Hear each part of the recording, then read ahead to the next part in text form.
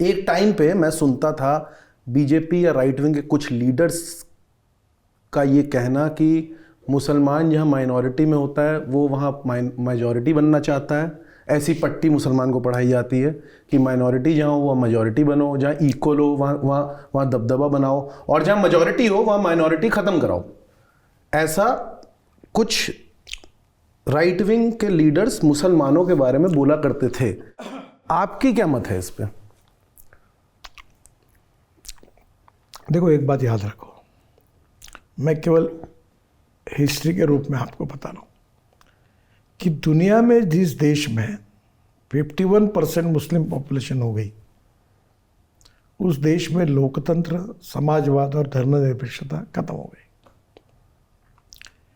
Problem यह है कि मुस्लिम समाज में एजुकेशन को बढ़ावा देकर, और मैं ये मानता हूँ, देखो मैंने बहुत बार अभी बीच में इंटरव्यू में भी कहा कि भारतीयत्व यही हिंदुत्व है और हिंदुत्व यही राष्ट्रीयत्व है। और सुप्रीम कोर्ट ने जो बताया कि हिंदुत्व ये वे ऑफ लाइफ है, तो हमारे देश में जो मस्जिद में जाता है, बौद्ध विहार में जाता है, वो गिरजाघर में जाता है, गुरुद्वारे में जाता है, मंदिर में जाता है, उनकी उपासना पद्धति अलग है, पर सब भारतीय है। और भारतीयत्व का, राष्ट्रीयत्व का संबंध हिंदू संस्कृति, इतिहास और विरासत से है। और हिंदू जो सिंधु से आए वो हिंदू, ऐसा इतना सिंपल उसका मीनिंग है। तो हिंदू ये जातिवाचक शब्द नहीं है और हिंदू ये सांप्रदायिक शब्द नहीं है। हिंदुत्व ये जीवन पद्धति है। और इसलिए हम ऐसे भारतीय समाज को निर्माण करना चाहते हैं जो भारतीय संस्कृति में हिंदू संस्कृति की इतिहास, संस्कृति और विरासत के आधार पर खड़ा हो, और उसमें हर व्यक्ति को उसमें धार्मिक अधिकार है। ये सही में संघ ने बताई हुई बात है। हम लोग क्या करते बिना समझे, हिंदुत्व मीन्स अगेंस्ट मुस्लिम, अगेंस्ट माइनॉरिटी। हम न बहुसंख्यक का मानते हैं ना अल्पसंख्यक मानते हैं। हम मानते हैं कि ये पूरा समाज अपना है और जात, पंथ, धर्म, भाषा, सेक्स से ऊपर उठकर हम किसी को डिस्क्रिमिनेट नहीं करेंगे, किसी को अपमानित नहीं करेंगे। मैं आपको एक सिंपल शब्द पूछना चाहता हूँ। पिछले 10 साल में हमने उज्ज्वला योजना लाई, 9.5 करोड़ लोगों को गैस सिलेंडर और सिगड़ी दी। क्या उसके बाद आयुष्य योजना में 20 करोड़ लोगों का फायदा हुआ? ऐसी 67 योजना हमने पब्लिक वेलफेयर की लाई।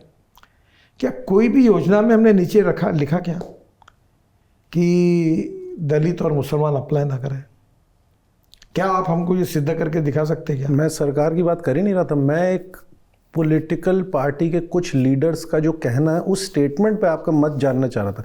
मैं जानता हूं कि अगर आइडियलिस्टिक रूप में हिंदुत्व देखा जाए तो प्रॉब्लम मैं तुमको पता था जी। काम जो है, 2 बातें होती है। इमैच्योर्ड पॉलिटिशियन वोट बैंक पॉलिटिक्स के लिए कभी कभी उल्टे तिल्टे बयान देते हैं, दोनों बाजू से। पर उनको जब दिखता है कि ऐसा बिहेवियर को रिवॉर्ड मिलेगा तभी तो ऐसा करते होंगे। ये रिवॉर्ड देने वाली मीडिया वाली है। ये रोज ढूंढते रहते कि क्या हुआ, कहाँ झगड़ा हुआ, कहाँ विवाद हुआ, कहाँ कंट्रोवर्सी हुई। फिर दोनों को लाके शाम को 8 बजे सबको बिठा देते, फिर वो दोनों का सर्कस जैसे झगड़ा करवाते, एक दूसरे पे दौड़ते, और फिर वो जो बातें बोलते उससे गलत मैसेज जाता है। देखो, तो आप लोग समझा दो मीडिया वालों को। नहीं, आपको तो सुनते ही है मीडिया वाले। मैं आपको एक बात बता रहा हूँ। लोकतंत्र का सक्सेस 4 स्तंभों पर डिपेंड करता है। एक है मीडिया, दूसरी है judiciary, executive, legislature, executive wing और लेजिस्लेटिव विंग। और संविधान ने अधिकार, कर्तव्य, जिम्मेदारी और मर्यादा बराबर एक्सप्लेन किया है। और लोकतंत्र में गुणात्मक परिवर्तन लाने के लिए सबकी जिम्मेदारी है।